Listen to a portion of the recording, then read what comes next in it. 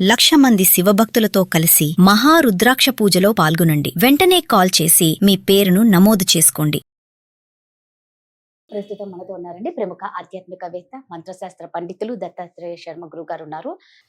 So బ్రహ్మ ముహూర్తం అంటే అందరికీ తెలిసిందే. మరి అమావాస్య, పౌర్ణమి ఇలాంటి ఇంపార్టెన్స్ డేలో భార్యాభర్తలు అనేది శృంగారం చేయొచ్చా? అది ఏ టైంలో చేయాలి, అసలు చేయకూడదా? ఆ టైంలో కన్నా గర్భం దాలిస్తే పిల్లలకి ఏమైనా ఎఫెక్ట్ అవుతుందా? సో వీటన్నిటి గురించి సందేహాలు నివృత్తి చేసుకుందాం. నమస్తే గురుగారు. నమస్కారం. నేను ఇందాక అన్నట్లు బ్రహ్మ ముహూర్తం, అక్కడ ముహూర్తంలోనే బ్రహ్మ అనేది క్లియర్ గా కనిపిస్తుంది. నెక్స్ట్ అమావాస్య, పౌర్ణమి, ఈ ఈ టైంలలో భార్యాభర్తల కన్నా శృంగారంలో పాల్గొంటే ఏమన్నా అవుతుందా, లేదు దీనికంటూ సపరేట్ టైం ఉంటుందా? ఈ టైంలో పాల్గొన్న తర్వాత వాళ్ళు గర్భం దాలిస్తే లోపల పిండానికి పిల్లలకి ఏమన్నా అవుతుంది? ముందుగా మన సనాతన ధర్మ సాంప్రదాయంలో అసలు దంపతులు ఎప్పుడు కలవాలి అంటే ధర్మ ప్రజా సంపత్త్యర్థం అని చెప్తారు. అంటే కేవలం సంతానం కోసం మాత్రమే దంపతులు కలవాలి, శారీరక సుఖం కోసం కలవకూడదనేది శాస్త్రం. అది ఎందుకు అంటే మనం సంతానం కోసం మాత్రమే దంపతులు కలవాలి అని నియమం పెట్టారు. ఆ కారణంగా కాకుండా ఇతరత్ర వేరే కారణంగా ఏ కారణంగా చేసినా సరే మనిషిలో కామోద్రేకం పెరిగిపోతుంది. దానివల్ల ఏమవుతుందయ్యా అంటే అది ఒక అలవాటుగా మారి ఉచ్చనీచాలు మరిచిపోయి ఇప్పుడు జరిగేటటువంటి పిల్లల మీద, పెద్దవాళ్ళ మీద, ఎవరు పడితే వాళ్ళ మీద ఇటువంటి పైశాచికత్వాన్ని ప్రదర్శించేటటువంటి సందర్భానికి అది దారితీస్తుంది. కాబట్టి కేవలం సంతానం కోసం మాత్రమే దంపతులు శృంగారంలో పాల్గొనాలి తప్ప ఇతరత్ర ఇంకెప్పుడూ కూడా కలయిక జరగకూడదు అనేది నియమం.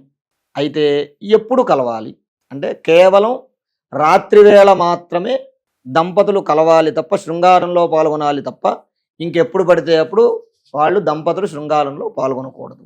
ఒకవేళ పాల్గొంటే ఏమవుతుంది అనంటే ఒకవేళ మధ్యాహ్నం కానీ ఉదయం కానీ, ఉదయం పూట గనక మనకి సనాతన ధర్మ సాంప్రదాయ ప్రకారంగా చెప్పిన విషయం ఏమిటయ్యా అంటే సూర్యోదయాత్ పూర్వమే దైవారాధన చెయ్యాలి. అంటే 6 గంటల్లోపు. 6 గంటల తర్వాత వాడి వృత్తి, ఉద్యోగము, వ్యాపారం ఏదైతే ఉందో అది చేసుకోవాలి. మధ్యాహ్నం కరెక్ట్గా 12-1 గంట మధ్యలో భోజనం చేసేయాలి. 1 గంట తర్వాత భవిష్యత్ గురించి ప్రణాళిక వేసుకోవాలి. అంటే భవిష్యత్తు ఎలా నడపాలి, ఏంటి పరిస్థితి ఏంటనేది ప్రణాళిక చేయాలి. మరలా సాయంత్రం వేళ దంపతులు, కుటుంబ సభ్యులందరూ ఒక దగ్గర కూర్చుని కుటుంబంలో ఉన్నటువంటి కష్టసుఖాలు మాట్లాడుకోవాలి. రాత్రి వేళ దాంపత్యం అంటే దంపతులు కలిసి శృంగారాన్ని అనుభవించాలి. ఇది ధర్మశాస్త్రం మనకు పెట్టినటువంటి నియమం. ఇది యథాప్రకారంగానే చెయ్యాలి తప్ప దీంట్లో మార్పులు అనేవి చేయకూడదు ఎప్పుడు పడితే అప్పుడు.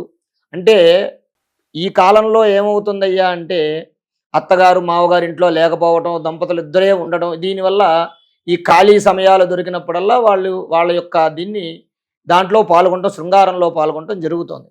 ఆ సందర్భంగా ఎప్పుడైనా సరే పురుషుడి యొక్క రేతస్సు స్త్రీకి ఆ సమయంలో గర్భం ధరించేటటువంటి ఆ బీజం గర్భంలోకి వెళ్ళిందనుకోండి, ఉదయం పూట గనక సూర్యోదయం అయిన తర్వాత గనక స్త్రీ ఒకవేళ గర్భం ధరించేటటువంటి శృంగారం గనక జరిపితే ఆ పుట్టేటటువంటి పిల్లలు అంగవైకల్యం కలిగినటువంటి పిల్లలు పుడతారు.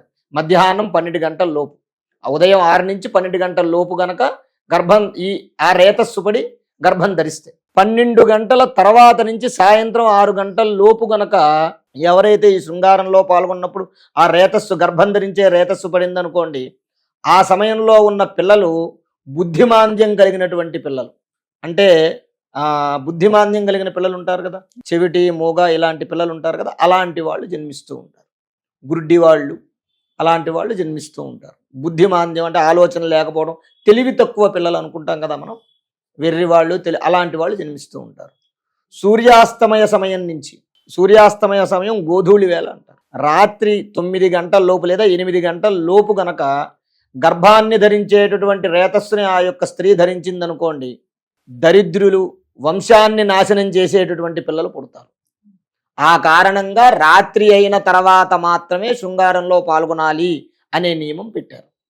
ఎందుకంటే అలా ఆ సమయంలో చేసినందువల్ల ఏమవుతుందయ్యా అంటే ఉదయం దైవారాధన, వృత్తి చేసుకునేటటువంటి సమయం. వృత్తి దైవంతో సమానం. ఆ పని మానేసి వేరే పని చేయకూడదు. తద్వారా కలిగే సంతానం ఇటువంటి అవలక్షణాలు కలిగినటువంటి సంతానం జన్మిస్తారు. కేవలం రాత్రిపూట గర్భాన్ని ధరించేటటువంటి శృంగారం ఏదైతే ఉందో అదే సక్రమమైనటువంటి సంతానం కలుగుతుంది. ఆ కారణం చేత దంపతులు ఎవరూ కూడా రాత్రిపూట తప్ప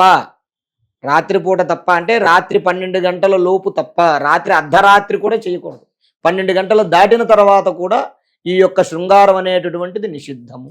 మరి ఇప్పుడున్న కాలంలో అమ్మా.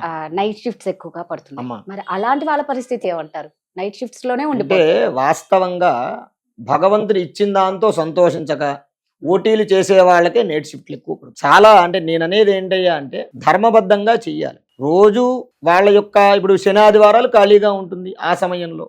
ఇంకోటి కూడా నియమం ఏం చెప్పారయ్యా అంటే దంపతులు ఇప్పుడున్నటువంటి కలియుగంలో ఒక ధర్మాన్ని అంటే యుగ యుగానికి మార్పు వస్తూ ఉంది.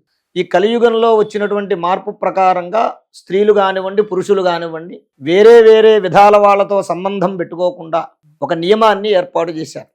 ఆ నియమం ఏమిటి అంటే 18 నుంచి 30 ఏళ్ల లోపు ఉన్నటువంటి వాళ్ళు ప్రతిరోజు సంభోగం చేయాలని, అంటే దంపతులు కలవాలి, రోజు కలవాలని.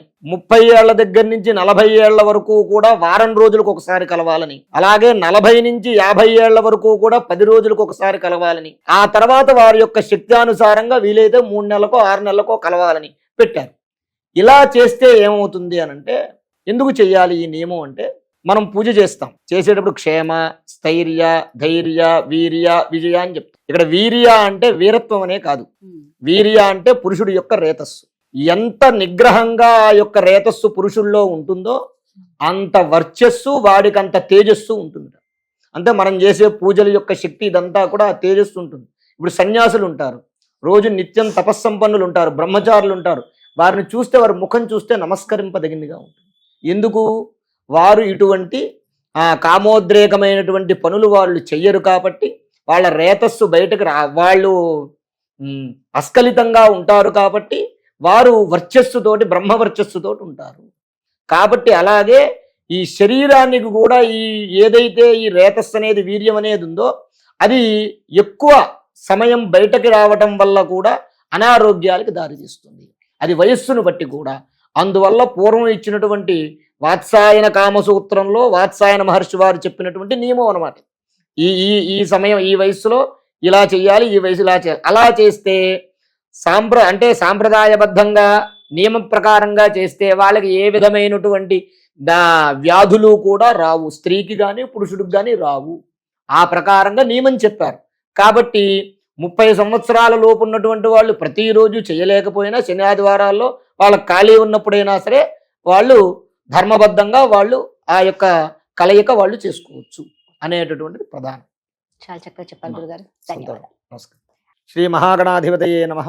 ఆరోగ్యము, ఐశ్వర్యము, ఆనందము, ఆర్థిక లాభం ఇవన్నీ కలగాలంటే ఆగస్టు 11వ తారీఖు మంగళవారం రోజున మేము నిర్వహించేటటువంటి 1,00,000 రుద్రాక్షల పూజలో పాల్గొనండి. పరమేశ్వరుడి యొక్క అనుగ్రహం వల్ల సర్వ విధములైనటువంటి కష్టాలు నివారణమై ఐశ్వర్యాలు కలుగుతాయి. 1,00,000 రుద్రాక్ష పూజలో పాల్గొనేటటువంటి వారు స్క్రీన్ మీద స్క్రోల్ అవుతున్నటువంటి నంబర్లకు కాల్ చేసి రిజిస్ట్రేషన్ చేసుకోగలరు. స్వస్తి.